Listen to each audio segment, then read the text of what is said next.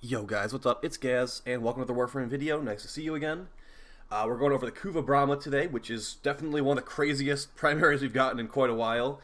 It's pretty much like an explosive bow similar to the lens, but I definitely think it's much better than the lens in the grand scheme of things because it's got some strengths over it. Like, you can detonate the arrows mid-air. The arrows will actually detonate on impact, no delayed explosion like the lens. So let's go over these base stats real quick before we get into the build and some suggestions and some gameplay. We're going to go over all three of those things. We're going to do some raw live gameplay of a Kuva Flood. By the way, guys, this thing is extremely powerful. Don't even need a Riven for it to fight like level 1,000 plus enemies. It's actually that good. So 35% crit chance, 0.4 charge rate, 16.7 accuracy. The accuracy stat, like, it literally means nothing on this weapon. I have a plus recoil Riven that makes the accuracy go down, and it still is pretty accurate, honestly. So 2.1 multiplier on the crits, 1 magazine because it's a bow, obviously. Unlike most bows, it's actually alarming. So if you shoot this, it's not stealthy. You can actually put a Hush mod in there, and it will make you stealthy. I have tried that before, and you will not lose Invis with Ivara. 0.6 second reload. If you do improve the reload time on a bow, you will fire the arrows slightly faster, but it really does not make a huge difference. And with this thing, you're not really spamming shots, so don't worry about reload speed on like a Riven or a mod or anything like that. 21% status chance, really good because this thing is extremely powerful with a gas build. It could be higher, definitely, but we're going to make do with what we got. And then innately, the impact does impact damage of the arrow, and then the radial attack, so the explosion does blast damage. But keep in mind, this is a Kuva weapon, guys, so depending which element you choose to farm for, you will get an additional elemental bonus that can go up to 60%. The main elemental bonuses I'm going to recommend to you are both Heat and Toxin.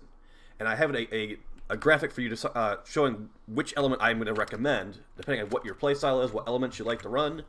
So let's quickly just show what build I'm using. I'm going to do the entire video with no Rivens, guys. So this build is a damage over time Grineer setup. I had the Band of the Grineer on here before, but we're actually fighting against Corrupted Heavy Gunners in this quick test right here. So I wanted to show you guys how it works with no Bane mods. So we're going to do HM and Gas.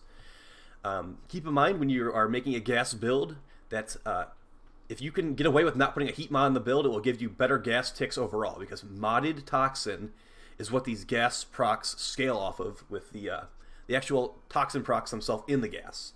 Hopefully that makes sense to you. We're also going to be running the Vigilante Supplies Exilus mod, which is a ammo converter. Not extremely important. I mean, this thing does have some ammo issues, but it's mostly here for the Vigilante bonus to give us increased criticals. So our yellow crits will become orange crits, sometimes, 20% of the time. Some other Exilus mods you could use Terminal Velocity to increase the projectile flight speed, makes this thing a little bit more easy to use, because the arrows definitely have some drop. It's not like a normal bow where it's going to keep going for a really long time. It's pretty much like you're shooting an explosive arrow that's weighted very heavily. See? Immediate drop off when I fire the arrow. It's not actually going to where the reticle is, it's going slightly below where the reticle is. So if you want to hit a target far away, you might need to aim a little bit higher and try to get the angle right. So see, if I aimed at that angle, I would have hit exactly where I was aiming earlier. Terminal velocity is going to change that slightly, so you're going to actually be hitting where you're aiming at. So definitely worth considering terminal velocity. Also, let's keep looking at the arrow. So as I said, these don't have delayed explosions like the lens. They also, when they explode, they shoot out these little mini cluster bombs that they don't really deal too much damage, to be honest. The main base of the damage is from the arrow explosion itself. So focus on that mainly. Also, extreme values of multi-shot do make the pairings on this arrow a little bit odd. So if you have a multi-shot Riven, you probably don't want to run Vigilante armaments as well. That's coming from somebody with a multi-shot Riven. If you have like 300% plus multi-shot, the arrows do seem to go all over the place when it rolls correctly. So keep that one in mind. Let's quickly show on some enemies. This is obviously a gas build. Not exactly ideal against armored enemies, but I think we should be relatively okay against these guys. Level 170. Alright, not bad for absolutely no armor removal. That's 2 shots on these level 170s. And we're out of ammo. They might bleed out. We'll see. Full ammo again, because the ammo conversion. Relatively nice. With gas and HM, you're getting lots of damage over time. You could definitely run Prime Bane of the Corrupted instead of HM in this situation, although I don't have that mod maxed, I believe, so that's why I'm not doing it right now. So, pretty good. That is the gas build, and to get really high gas procs, you're going to want a heat roll, guys. I currently have a 60% heat roll, and it is gas approved. So if we were to take that off, we would put, like, I do have Corrupted on here. We can put Primate and the Corrupted on there for those guys. Let's do the Corrosive Heat build. So since we're running a heat build, or a heat Bramma, we can do a Corrosive Heat. We cannot do purely Corrosive. We cannot do purely Viral. So you got to keep that one in mind if you're going to be doing this, guys. You cannot run, if you're going to take heat, you're not going to be able to take purely Viral or purely Corrosive, which might be a big problem for some people and already a deal breaker. But don't worry, we got the recommendation for you if you don't want to run Corrosive Heat with slightly worse gas builds. That's one shot at the Corrosive Heat build. Relatively okay. That one, she's probably dead. So, I mean, this is with no Riven. They have full armor, and, yeah. I'm running Hunter Munitions with Corrosive. Definitely not optimal. So, yeah, pretty good. Definitely really, really good. And you saw, like, one of the arrows went off to the side there. That's because we rolled triple multi-shot there.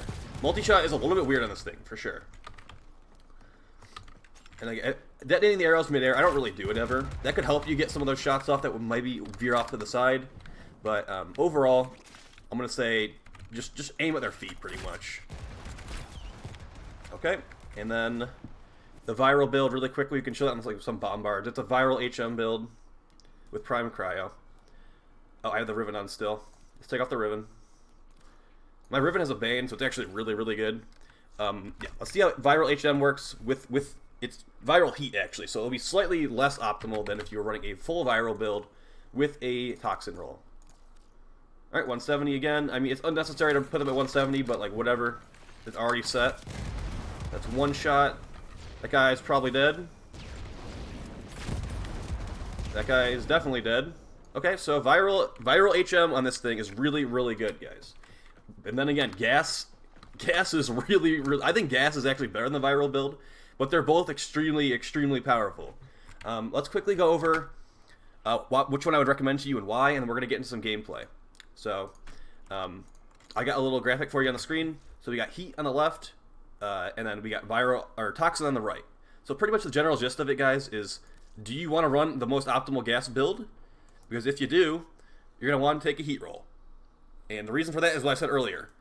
The Toxin clouds that you create from shooting a gas cloud, that only scales off modded Toxin. Having a 60% Toxin roll on your Kuva bow is not going to really help you there. It's going to help you just have to run one heat mod to get Toxin, but it's actually not really good because then you're wasting a mod slot for heat, and if you want to like increase your Toxin procs further, you need to run more Toxin mods, which is lots of mod slots you're wasting there in that case. So, but on the other hand, the Viral and heat builds, I mean, you might consider that less viable than a purely Viral build, and you might be right. So, I showed you there the heat and Viral build is still fine. I mean, you're going to get less Viral procs because heat is going to dilute your procs slightly, and this thing doesn't have really great status chance. But you can also run a radiation build. The Toxin roll does not have it cannot run a radiation build, really. It's going to have to be like Radiation Toxin, which, I mean, like, whatever. It's not a huge deal, but it might be annoying to some people. And then for the Toxin, it is the best for Viral and Corrosive. You'll get purely Viral, purely Corrosive, and for HM, it will be pretty nice. So, recommend that one. We're going to jump into a mission right here with the Bramma and no Riven. And yeah. Yo, this guy said hello, Gaz, immediately. He's in the video. He doesn't even know it. Hey. Yeah, so I know that I took a long time off making videos, guys, but I mean, I'm putting them up if I want to, pretty much. That's how it is. I'm not exactly, this isn't my job or anything. I do YouTube for fun, as well as streaming, so don't expect anything beyond that.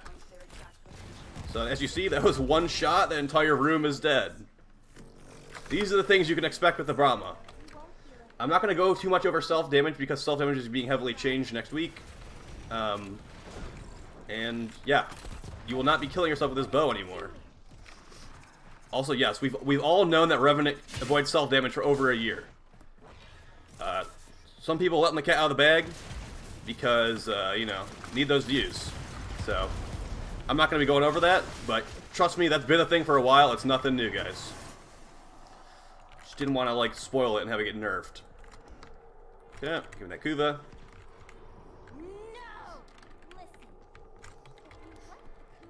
But yeah, guys, next week on PC, getting those quality of life changes. So we're getting the lich changes where everyone's stabbing, like anyone stabbing their lich is going to give you 10 murmur progress, like for everyone in the party. So lich is going to go much faster. I'm expecting liches to take like an hour and a half per lich kill if you're in a public squad and like people are actually in matchmaking. So definitely look forward to that one. It will make farming things like this much easier. Because this does come from liches, it also requires master rank 15.